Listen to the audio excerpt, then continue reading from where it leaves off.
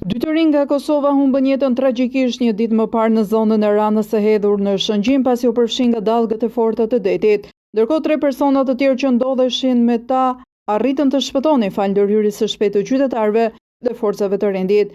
Viktimat janë identifikuar si Leonid Aliu, 21 vjeç nga Fushë Kosova, dhe Jetmir Binaku, 20 vjeç nga Prishtina. Leonid Aliu ishte i njohur edhe në futbollin kosovar pasi kishte qenë pjesë e ekipit Fushë Kosova.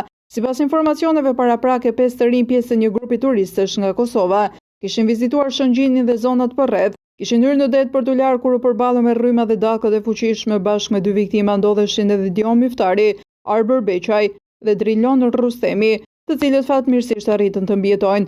Në ndihmë të tyre erdhën disa qytetarë që ndodheshin pranë zonës me jetski në bashkëpunim me policinë. Ata mundësuan nxjerrjen e 5 të rinjve nga deti, por për Leonid Aliun dhe Jetmir Binakun ishte tepër vonë.